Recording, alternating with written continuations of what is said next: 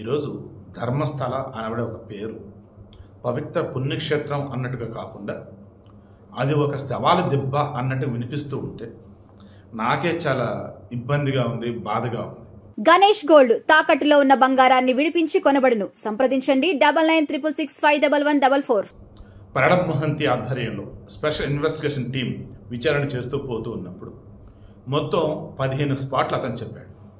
ఇందులో 8 వచ్చేసి ఈ నేత్రావతి నది ఒడ్డున, 4 వచ్చేసి హైవే దరిదాపుల్లో, ఇంకోటి అరిపుంజి అని చెప్పేసి ఈ నేత్రావతి నది ఒడ్డుకి వచ్చే నేత్రావతి నదికి వచ్చే దారి, ఇంకోటి వచ్చేసి కన్యాడ అని చెప్పేసి ఒక ప్రాంతంలో ఇంకో 2, మొత్తం 15. ఇందులో భాగంగా ఫస్ట్ ఒకటి ఓపెన్ చేశారు.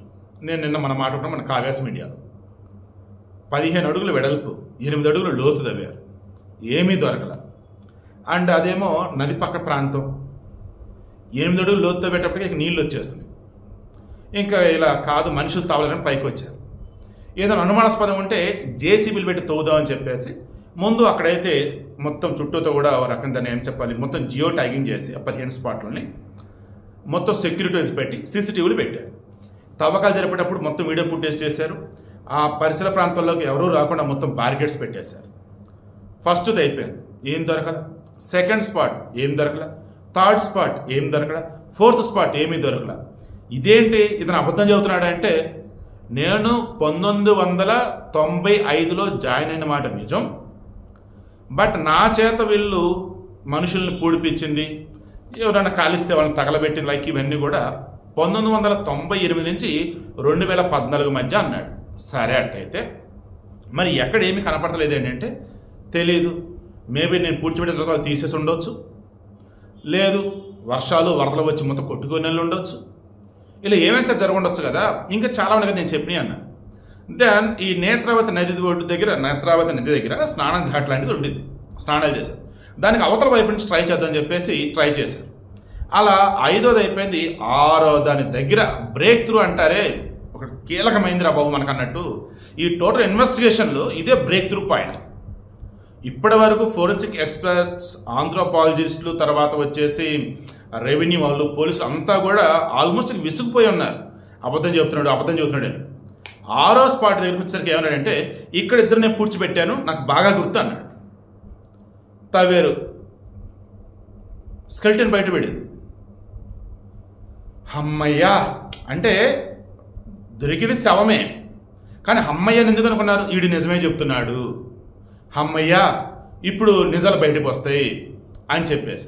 వాస్తవానికి ఈ 6వ దానికి ముందు ఏంటంటే, మొదట 5 రెండో దానిలో 3వ దాని దగ్గర ఒక రెడ్ కలర్ బ్లౌజ్ చినిగింది, అది ఒకటి. తర్వాత వచ్చేసి ఏటీఎం కార్డు ఒకటి, పాన్ కార్డు బయటపడ్డాడు. పాన్ కార్డు ఆడామ లక్ష్మి అనే పేరు, ఏటీఎం కార్డు మగవాడిది. అవి దొంగతనం చేసి ఆడ పడేసి ఉండొచ్చు, ఎందుకంటే బ్యాగ్ కూడా దొరికింది, అండ్ హ్యాండ్ బ్యాగ్ చిన్న లాంటిది. సో అది ఏమి హెల్ప్ అవట్లేదు. అఫ్కోర్స్ ఇన్వెస్టిగేషన్ చేస్తున్నారు, ఎందుకంటే ఆ పాన్ కార్డు ఎవరిది అండ్ ఏటీఎం కార్డు ఎవరిది మొత్తం ఇన్వెస్టిగేషన్ చేస్తున్నారు. బట్ రిమైనింగ్ అన్నప్పుడు ఒక స్కెల్టన్ బయటపడితే, చిన్నపాటి పుర్రో ఎముకలో బయటపడితే ఇన్వెస్టిగేషన్ ఫాస్ట్ అప్ చేయొచ్చు. అలా 6వ దాని దగ్గర బయటపడి స్కెల్టన్, అక్కడ ఉన్నటువంటి ఫోరెన్సిక్ ఎక్స్పర్ట్స్ చూసి ఇది మగ శవం అన్నారు. ఈ మగ శవాన్ని అఫ్కోర్స్ ఈ బాడీ అన్నది ఎవరిది, అది మేలా ఫిమేల్, మేల్ అన్నారు. ఎన్ని సంవత్సరాల క్రితం పూడ్చిపెట్టారు తెలియాలి. అండ్ అతను బాడీకి సంబంధించేసి కొట్టి చంపారా, ఉరేసి చంపారా, లేదన్నప్పుడు పాయిజనా, లేదన్నప్పుడు యాక్సిడెంటా, లేదన్నప్పుడు ఎలా తెలియాలి. ఆల్రెడీ డాగ్ స్క్వాడ్లను పిలిపించారు, డాగ్ స్క్వాడ్స్ వచ్చున్నాయి. అవి ఇప్పుడు ఏం చేస్తే ఆ ఎముకల స్మెల్ ఇదంతా చూసేసి ఇంకా చుట్టుపక్కల మొత్తం జల్లెడబడతాయి. ఎందుకు? బాడీ తర్వాత తీసేసి అక్కడ ముక్కలు పడేసి ఉండవచ్చు, లేదన్నప్పుడు ఆవేలో ఏమన్నా చంపుకుంటే ఆ రిమైనింగ్ డీటెయిల్స్ బయటపడవచ్చు. ఇలా చెప్పుకుంటూ పోయినట్టయితే డాగ్ స్క్వాడ్లను పిలిపించారు. అండ్ మనకు అందుతున్న సమాచారం మేరకు ఆ చుట్టుపక్కల వాటర్ పడుతున్నాయని చెప్పేసి తవ్విన కొద్దీ ఎందుకైనా మంచిదని చెప్పేసి తాళ్ళు అండ్ ఎప్పటికప్పుడు ఆధారాలు సేకరించాలని చెప్పేసి కొన్ని రకాల క్లాతులు, ప్రింటర్లు, ల్యాప్టాప్లు కూడా ఆడకే పట్టుకొచ్చారని చెప్పేసి ఒక వార్త. లేదు, ఒక చోట తవ్విన దగ్గర ల్యాప్టాపు, ప్రింటరు, తర్వాత ఈ తాళ్ళు, క్లాతులు ఇవన్నీ బయట అదొక వార్త. మన స్పాట్లో లేము, మనకు బయటకు వస్తున్న వార్తలన్నీ కూడా లోకల్గా ఉన్న వాళ్ళు ఇచ్చినవా అంటే కాదు, సిట్లో ఉన్నటువంటి ఎవరో ఒకరు బయటకు ఇచ్చేవి. సిట్ వాళ్ళ అఫీషియల్ ఇంకా ఏమీ ప్రకటించరా. సో అందుకని నేనేమంటానంటే ఈ ఎక్స్ట్రాగా ఏవైతే బయటపడుతున్నాయో వాటికి సంబంధించిన క్లారిటీ ఉన్నది ఏదైనా ఉంది అంటే స్కెల్టన్కి సంబంధించిన క్లారిటీ ఉంది. నేను క్రాస్ చెక్ చేశాను. అది బాడీ అయితే మగవాడిది. ఇప్పటివరకు ఇతను చెప్పిన దానిలో ఫస్ట్ది అన్నట్టు డిటెక్ట్ అయింది. ఇతను ముందు ఒక చోట నేను తవ్వి తీసుకొచ్చానన్నాడే, అది ఇతను మామూలుగా పూడ్చిపెట్టి ఉండొచ్చు, లేదు అన్నప్పుడు నన్ను పూడ్చిపెడుతున్న ఇతను చూస్తుండొచ్చు. ఇప్పుడు ఈ కేసులో వచ్చేసి ఇతను ప్రపంచానికి తెలియచెప్పిన రహస్యాలు ఏవైతున్నాయో అవి బయటపడాలి అంటే ఇదిగో ఇలాగ 100 శవాలని చెప్పి ఆ స్పాట్ ఈ స్పాట్ అని చెప్పి ఎక్కడైతే అసలు రహస్యం అనేది ఉందో అది బయట పడాలంటే తప్పదు 100 శవాలని చెప్తే వీళ్ళు చేస్తారని చెప్పేసి అబద్ధం చెప్పుండొచ్చు. బట్ నిజం మాత్రం నేను నమ్ముతున్నా.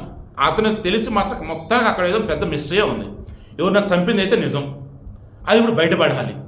దానికోసం నా తాపత్రయం అంతా ఖచ్చితంగా అతను సక్సెస్ అవ్వాలి. ఆ మంజునాథ స్వామి నిజాలను బయటపెట్టాలని కోరుకుంటూ ఉన్నా.